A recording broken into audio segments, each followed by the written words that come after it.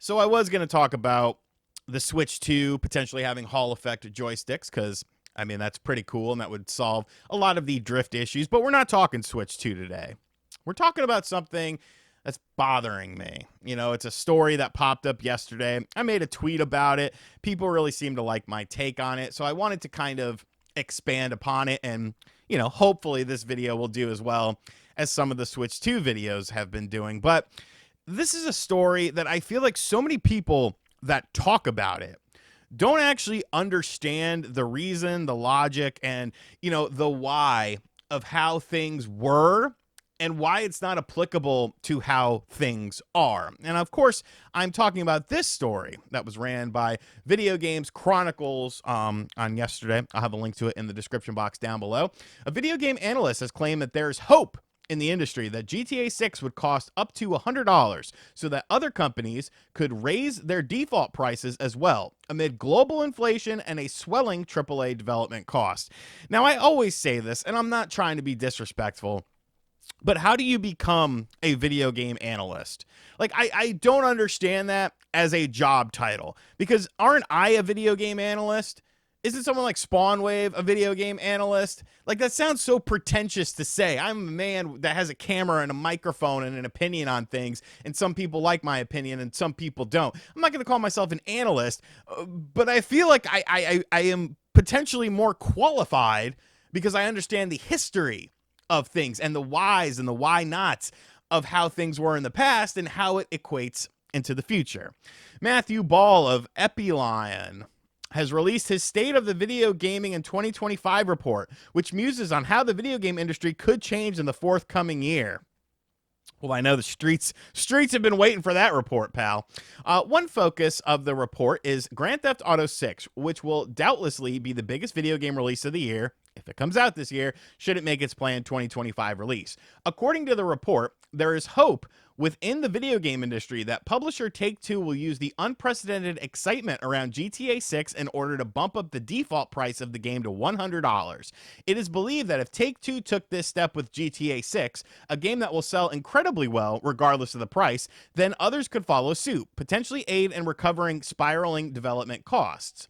Take-Two was one of the first to raise the games from 60 to 70 in 2020, using the transition to the next generation of consoles as an excuse. While it is likely that GTA 6 will be released with a $100 version as a part of this lineup of various special editions, it is expected that the standard game, will be $70. Then we start to talk about stuff like this.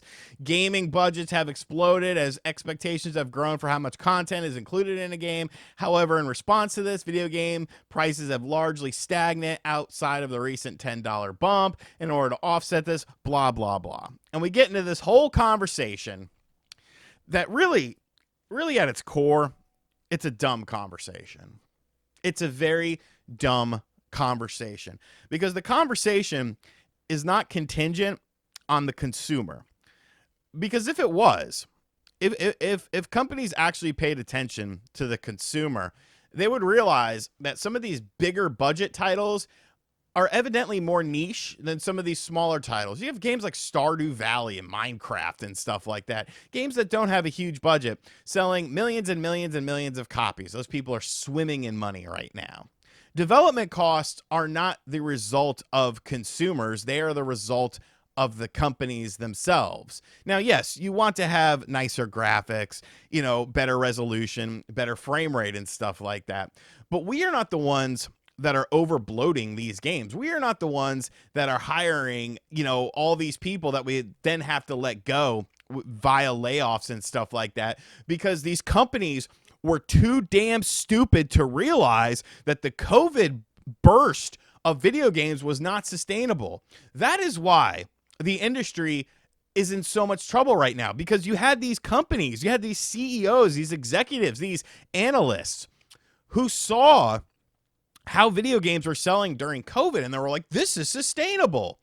Any CEO, any analyst, anyone working within a company who thought that that was sustainable, not factoring in that people were literally stuck in their house, they should be fired. They should be let go. They should be terminated because they are not good at their job. They don't understand things. They don't understand basic business principles as to the reasoning behind the massive burst in sales. Animal Crossing isn't selling as much as it did if COVID didn't exist. I'll go ahead and say it. It would still sell very well, but probably about 10 million shorter. But it was this escape. You could create your own home. You could do things with other people. It was an escape for people. And it came out, honestly, at the perfect time frame. But any company that thought that this was sustainable, you need to get rid of those people, because they don't understand anything about the video game industry. And, you know, the video game prices have become largely stagnant debate. I hate that debate. I hate it with every fiber of my being, because people always like to bring up things like, oh, well, you know, you had games on the Sega Genesis that you had $100 game on the Sega Genesis. Virtua Racing. There's no $100 games now. You know, games should be more expensive because of inflation and stuff like that. That whenever somebody says that to me, or brings up, like, you know, a Final Fantasy game on the Super Nintendo, I realize that I'm talking to someone who's not educated on the topic. And it's a shame that these voices get amplified on things like social media, because they're inherently wrong. The reason that a game like Virtua Racing cost $100 on the Sega Genesis was not because of development costs.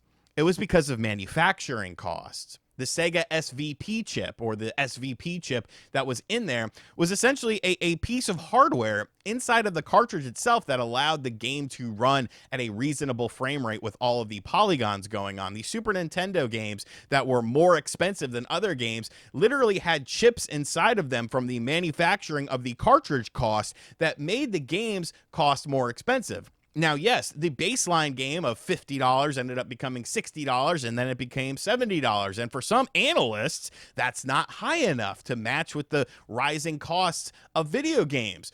But is that necessarily true? Because back in the day, when you had those $50 games, or even those offshoot $70 games or $100 games for the Sega Genesis, you could sell 100,000 copies of a game, and it was successful. You don't have to sell. You're selling 5 million copies of a game at $70, and you're losing millions of dollars. Looking at you, Ubisoft, with Star Wars Outlaws. You sold 5 million copies of a game, allegedly, and you were losing out of your ass on that. Why? Because of the production costs of the game, because of licensing, because of, you got to have this big open world and fancy stuff, and, you know, it's not the fault of the consumer. It's the fault of the company. The companies are the ones who are overinflating these games. The companies are the ones who decided to keep pushing and pushing and pushing. I've been playing a ton of Dreamcast recently, and those games still hold up very well. You could look at the PS3, the Xbox 360 generation, and realize that that was the true last generation for those two platforms, that you didn't have to sell 1 billion copies to be successful. You could have games that had smaller budgets and smaller development costs and still get in retail stores. You could still come in at a $40 or $50 price point and still make money, still be profitable, because these development costs didn't balloon to what they had now. Who is the one pushing this technology? Who is the one pushing these things into crazy different directions? Is it the consumer? The consumer just buys what they are given. They buy what they are attracted to. They buy what they are interested in. But this all falls on the companies. This falls on the companies who are continually trying to expand things and do. You're trying to expand these games, make them bigger and better. Yet 1080p 60 frames per second still isn't a standard. It's still not a standard. There are still games on the PlayStation 5 Pro that don't run at 60 frames per second. Like, your priorities are out of whack. Your priorities. It's your fault. When you look at the video game industry during those $100 Genesis games and those $70 Super Nintendo games, the reason that those games cost that much was manufacturing.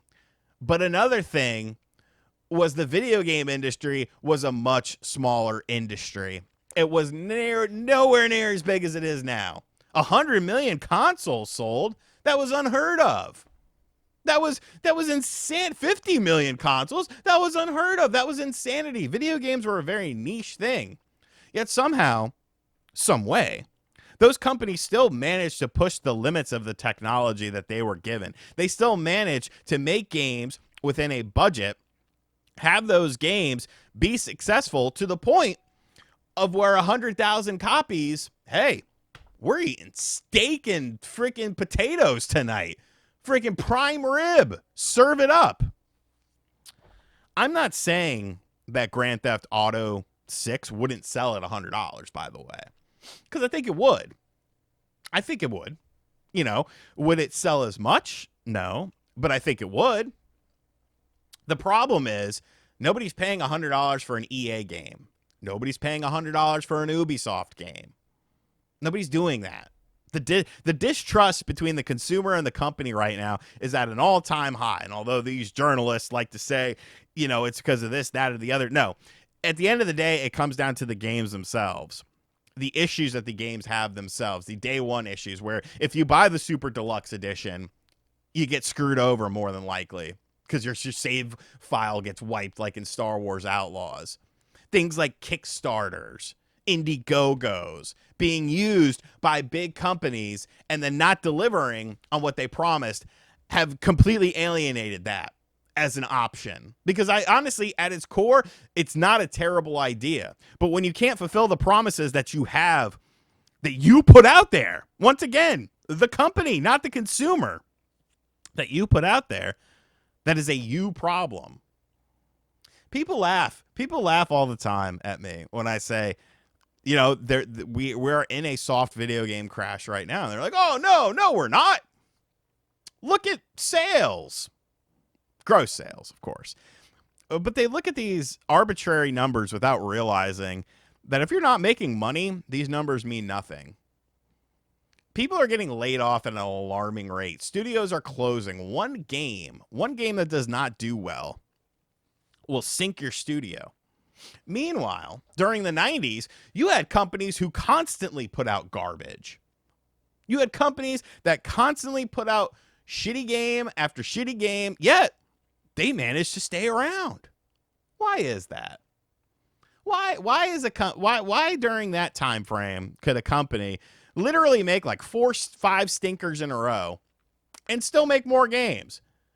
Yet a huge AAA company like PlayStation closes a game like Concord after 1 week. That doesn't sound like a healthy industry to me. And you know what? I know this is going to come up in the comments since we are wrapping up this video. Well, what about Nintendo? You know what? Nintendo probably handled things right. When you look at the fact that they got out of the whole, you know, EPeen contest with just raw specs and raw power and gradually went up, they're in a position where they can sell 1 million copies of a game and it's still successful. Their budgets aren't as high. Their development costs aren't as high. And I think that people are kind of waking up to that and being like, oh, you know what? Maybe they had it right all along. It's 2025 and I don't know what's coming out on my PlayStation 5 this year as far as first-party stuff is concerned. I did hear that they canceled a bunch of games, live service games, because everyone's trying to get that high of Fortnite. You know, these video games, maybe I'm not done. These video game companies are like drug addicts. If you really think about it, they are kind of like drug addicts because they are trying to reach a high of Fortnite that they're never going to reach. And they tear apart their family, the family being the company, in order to try and seek this high. Because the high is you've made a successful games as a service game. But then you have to look at the graveyard that you've left in its wake and think to yourself, well, we made 50 million on this live service game, but what about the 200 million you spent on all those other live service games that ended up failing or that ended up not even coming out and being canceled? And then you closed those studios down. You laid those people off. It's ridiculous. It's ridiculous. And I don't understand I don't understand why people don't understand the context of all of this. And I know that I've been all over the place in this video, but this is something I could talk about for a very long time because it is a very nuanced conversation that I feel like people just look at the headlines and then that's it. You know, that's it. They just run with that without actually thinking about the whys behind it. But we'll wrap this up.